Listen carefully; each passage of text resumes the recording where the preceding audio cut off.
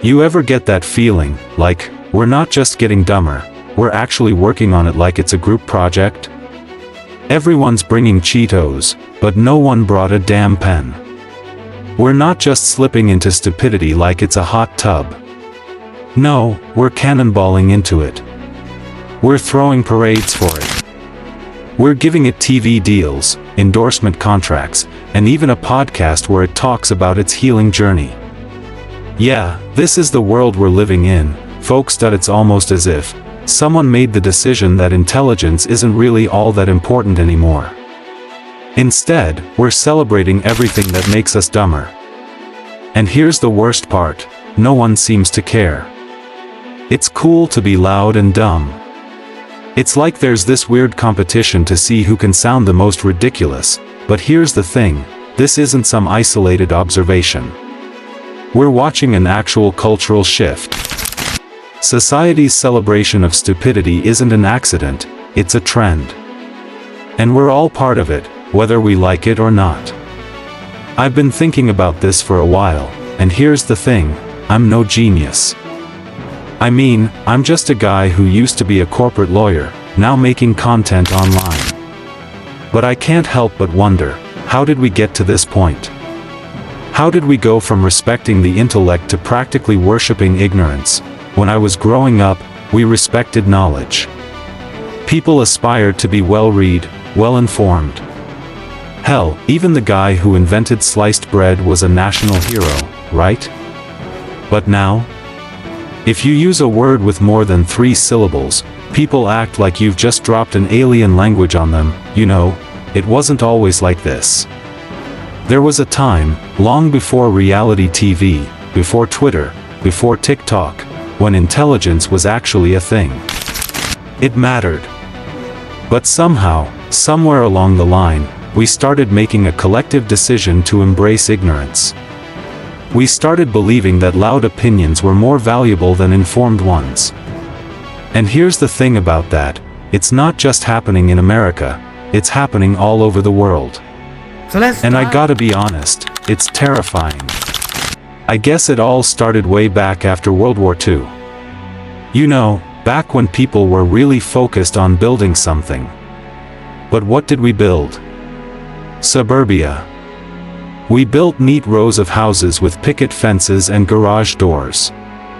And while we were building those homes, we were also building a culture of convenience. But back in the day, before the suburbs and before plastic smiles, people actually cared about ideas. People were encouraged to think critically. I remember hearing stories about my grandfather. A man who loved to read. He could talk about history like it was happening right in front of him, and people listened. I mean, he wasn't an academic or a scientist, but he was educated in the way that mattered. He understood the world. He had opinions, and those opinions were based on facts. You could sit with people like that and talk about things that mattered. You could discuss ideas, debate them even, and you were respected for it. But when did we stop valuing that? It was like, after the war ended, people just wanted comfort. They didn't want to think too much. They wanted things to be easy. And that's when it all started to change. Think about it. Television became the primary form of entertainment. You didn't have to think while you watched it.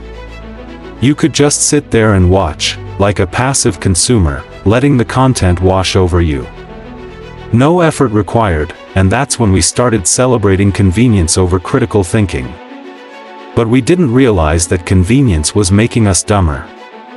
The more we were entertained, the less we had to think. And the more we didn't think, the easier it became to forget why thinking even mattered.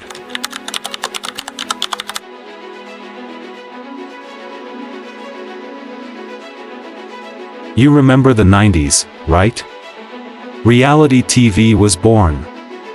The Real World, Jerry Springer, those shows that didn't require much more than a few cameras, some strangers, and chaos. Oh, and a few chair-throwing, hair-pulling fights, of course, but that's when something changed. Suddenly, the loudest, most outrageous voices were the ones getting the attention. The more absurd, the more you acted out, the more you were rewarded. And we ate it up. People didn't care about education anymore, they cared about drama. They cared about noise. And we laughed.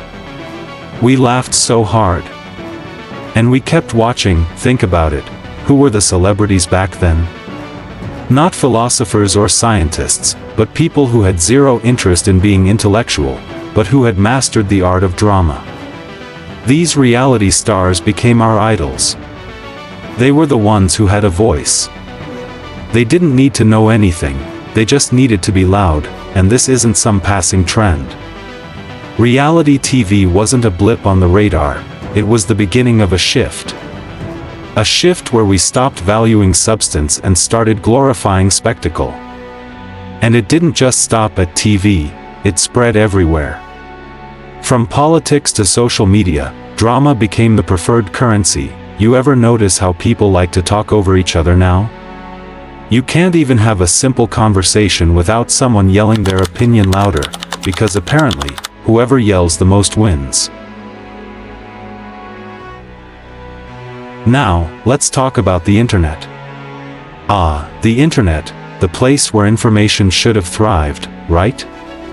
It's supposed to be this great equalizer. We all have access to all the knowledge in the world, right at our fingertips. At first, it seemed like a dream. It was this shiny new tool that connected everyone, gave everyone a platform. But what did we do with it? Instead of becoming a hub for thoughtful discussion, it became a circus.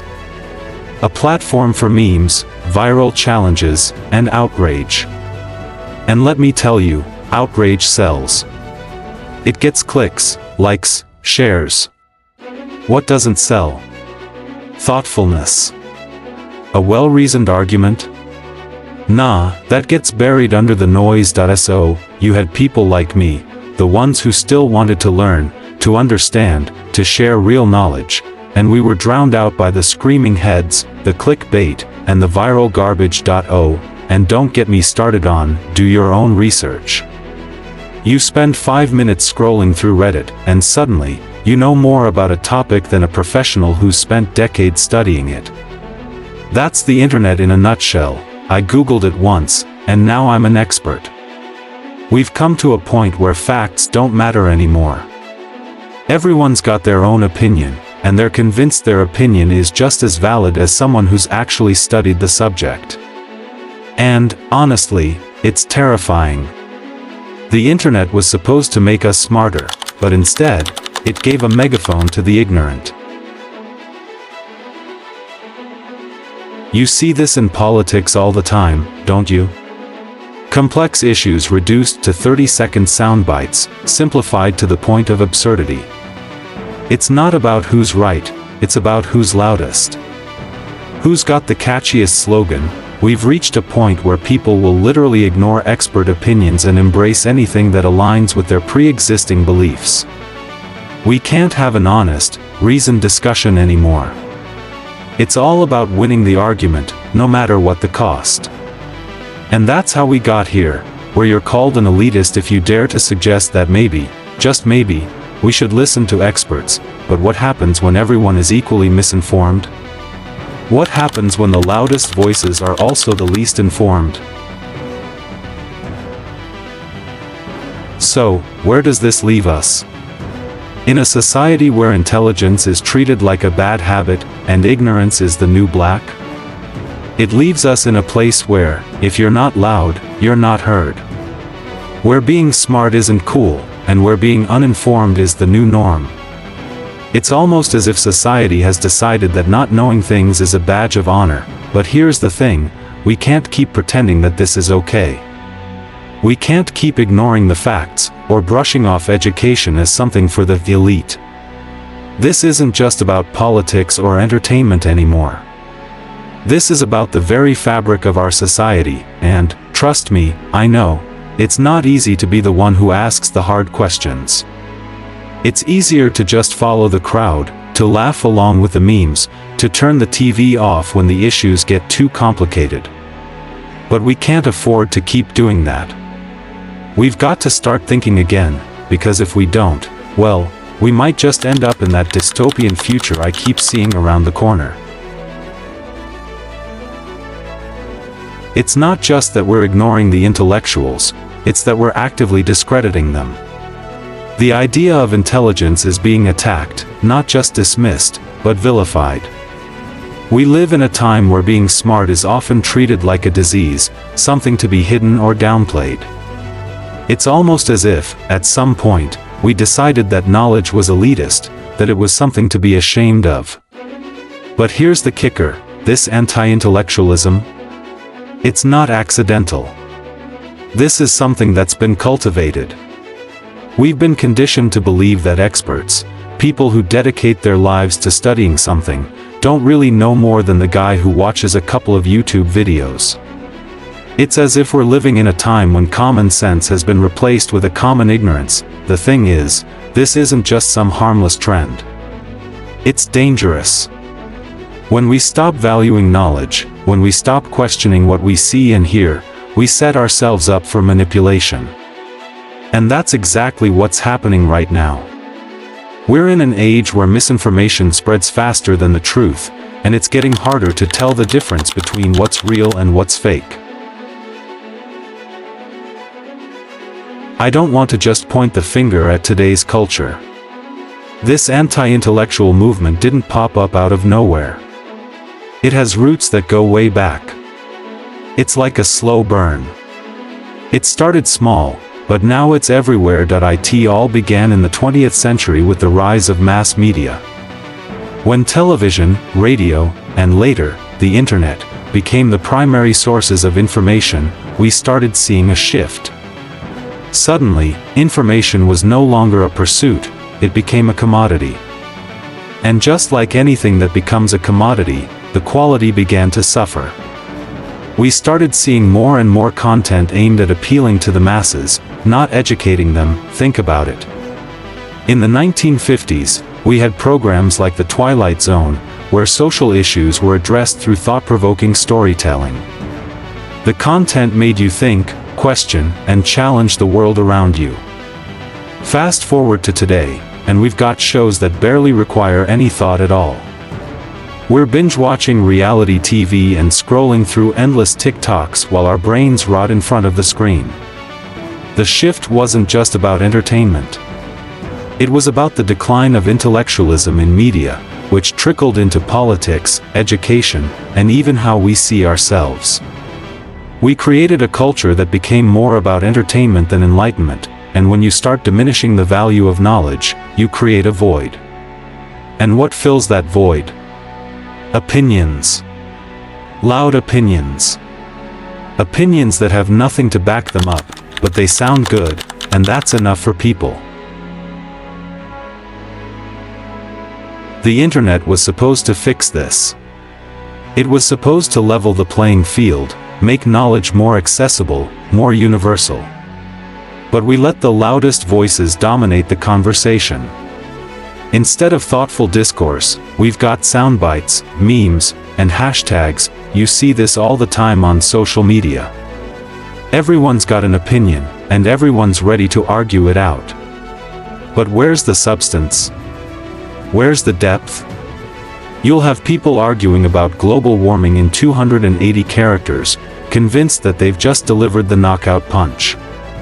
But these are complex issues, people. You can't break them down in a tweet, yet, that's what we're doing. We're reducing serious conversations to sound bites. We're distilling deep, complex issues into slogans and buzzwords. And because it's so easy to shout over the noise, the most ignorant voices often drown out the informed ones. And the worst part? We've normalized it. We've gotten so used to it, we don't even notice it anymore.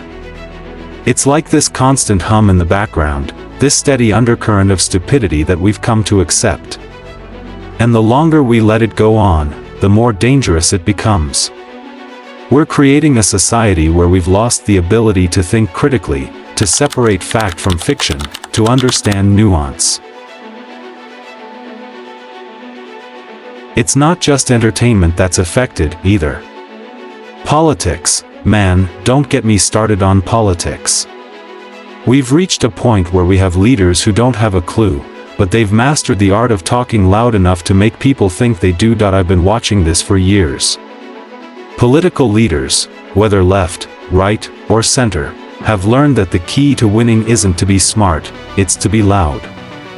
It's to appeal to the emotional, the visceral, the knee-jerk reactions of the crowd. Logic? Reason? Forget it. What matters is whether you can get people to feel something, anything. Because when people feel something, they stop thinking. They stop asking questions, and let's be real, this isn't a coincidence. There's a reason why politicians in power often promote ignorance. If you keep the public misinformed, if you keep them dumbed down, it's easier to manipulate them. It's easier to tell them whatever you want them to believe. But all hope isn't lost. There's still a chance. We can still turn this around, but it's going to take effort. It's going to take courage. The first step is acknowledging that we've lost our way. We've let entertainment, outrage, and ignorance take over, but that doesn't mean it's too late to change. The key is critical thinking. We need to start questioning again, asking hard questions. We need to demand more from our media, from our politicians, and from ourselves. Because if we don't, we're going to keep sliding down this slippery slope of stupidity. And trust me, it's a long way to the bottom. If we're going to reclaim intelligence as a society, it's going to take all of us. The question is, are we ready to take that step? Are we ready to stop celebrating ignorance and start celebrating knowledge again?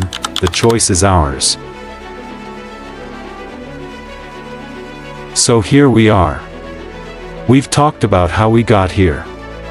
We've looked at how ignorance took the spotlight and how intelligence was pushed into the shadows. But now, it's time to ask the hard question, what happens next? Can we turn things around? Or have we already crossed the line? Here's the thing, we've been sold this idea that knowledge is boring, that thinking deeply is for losers, that being well-informed is somehow uncool. And we bought into it. Hell, we made it fashionable to not care. To just accept whatever spoon-fed to us, as long as it comes with a catchy headline or a funny meme. But it's all catching up to us now. Our world is more divided than ever. We can't even agree on the basic facts anymore. And it's not just a problem of misinformation, it's a problem of disconnection that we've allowed ourselves to become isolated in these little echo chambers, each of us convinced that our opinion is the only one that matters. And the more we shout, the more we scream over each other, the more we push away the very thing that could help us, dialogue. Respect. Understanding.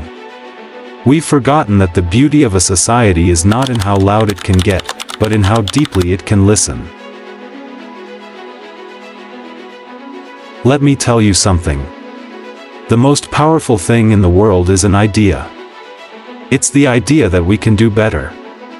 The idea that we can fix things. The idea that if we come together, we can start making decisions based on facts, not feelings. It's not easy, and it's not always going to be fun, but it's worth it. Because here's the truth, ignorance might seem like it's winning right now, but it's a hollow victory. It's fragile. It can't last. It's built on sand, but knowledge, understanding, critical thinking, those things, they're solid. They endure. They change the world. Every great advancement in history came from someone who dared to think differently, who dared to question the way things were. And the same can be true for us. The same can be true for you. But here's the thing. We can change. We can still make a difference. It's not too late, but we have to want it. We have to make the choice, consciously, to stop feeding into the noise. To stop rewarding the loudest, most outrageous voices and start rewarding thoughtfulness again. That I'm not saying it's going to be easy. Heck, it's going to be a fight. We've built a world where ignorance has been institutionalized, where turning off your brain is easier than engaging it. But we've been here before, haven't we? There was a time when people said we could never end slavery, or give women the right to vote, or fix the civil rights crisis. But we did. We can fix this, too. But we can't do it alone. We need to stand together, not as divided factions shouting at each other, but as a united force of people who are willing to work, to learn, and to think. So, what's the first step? It's simple. We start by demanding better from ourselves. We have to look at the world around us and decide that we're not going to accept ignorance as the status quo anymore. We need to read more, think more, and talk to people who don't always agree with us. Not to argue, but to listen. To learn. To grow. We can't just rely on the media, or social platforms, or politicians to tell us what's true. We have to be active participants in the pursuit of knowledge. We need to stop seeing knowledge as a luxury for the elite, and start seeing it as a necessity for everyone. We need to push back against the false dichotomy that says being informed makes you out of touch. Being informed makes you powerful. It gives you the tools to change the world. So here's the challenge: don't be a bystander. Don't let the noise drown out the truth. Start small. Educate yourself, read more, dive deeper into the issues that matter. And when you find yourself in a conversation, don't just accept what you hear at face value. Challenge it. Ask questions. Learn. It's not about winning the argument. It's about finding the truth. This is our chance to stop the slide into ignorance. This is our chance to take back the narrative, to make intelligence and thoughtfulness cool again. Because I'll tell you this, we may not be able to change the world overnight, but we can start with ourselves. And if enough of us start thinking critically again, if enough of us demand better, the world will change. I'm not saying it's going to be easy. It's going to take time. But I believe in us. I believe in people. I believe that if we start questioning, start learning, start listening to each other, we can rebuild a society that values intelligence, critical thinking, and meaningful discussion. So let's stop celebrating stupidity. Let's stop cheering for ignorance. Let's celebrate the pursuit of knowledge, the search for truth, and the beauty of intelligent conversation. Because when we do that, when we make intelligence the norm again, we'll be building a better world. A smarter world. A stronger world, and that's a future worth fighting for. Are you ready to fight?